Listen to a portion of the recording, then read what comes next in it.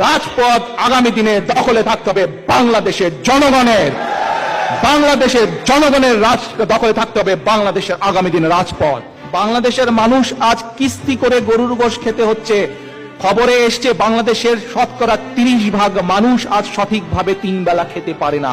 30% মানুষ মানে 20 কোটি, যদি জনসংখ্যায় 30% মানুষ মানে 6 কোটির বেশি, প্রায় 7 কোটি মানুষের সংখ্যা হচ্ছে 30%, অর্থাৎ ইউকের জনসংখ্যা 7 কোটি। সমগ্র ইউকের মানুষ যদি আমরা ধরি ঠিকভাবে 3 বেলা খেতে পারছে না। আপনারা কি জানেন এই মাফিয়া শেখ হাসিনা তার প্রতিদিনকার আপ্যায়ন ব্যয় কত? জনগণের পকেট থেকে আপ্যায়নের নামে কত টাকা খরচ করে আপনারা কি জানেন প্রিয় ভাই বোনেরা? 5 লক্ষ টাকার মতন প্রতিদিন তার আপ্যায়ন ব্যয়। 5।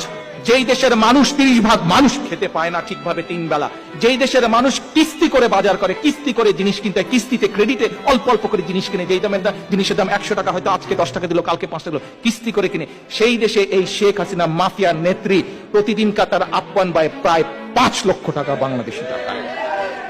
2022-23 সালে প্রধানমন্ত্রীর কার্যালয় আপনারা জানেন কত টাকা বাজেট থেকে বরাদ্দ করেছে?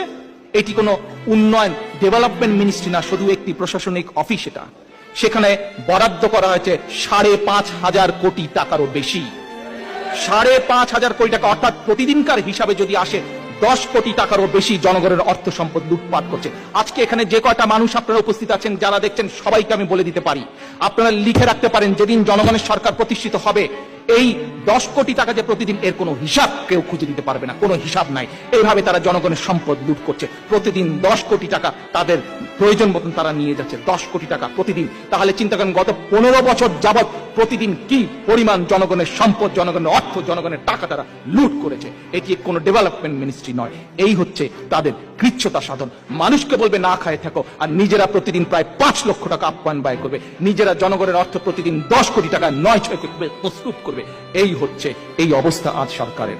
আজ প্রবাসী যারা আছেন, আপনাদের প্রত্যেকের কাছে আহ্বান, আপনাদের প্রত্যেকের কাছে আমার অনুরোধ, 1 কোটি মানুষের 1 কোটি পরিবার, আগামী দিনের মানুষের ভোটের অধিকার, আগামী দিনের মানুষের ভোটের অধিকার, বাক স্বাধীনতার অধিকার, সার্বভৌমত্বের প্রশ্নে আপনাদের প্রত্যেকের প্রতি আমার অনুরোধ, আহ্বান, এই 1 কোটি প্রবাসী পরিবারের প্রত্যেক পরিবার থেকে একজন করে সদস্য বিএনপির সমাবেশে দয়া করে অংশগ্রহণ করবেন।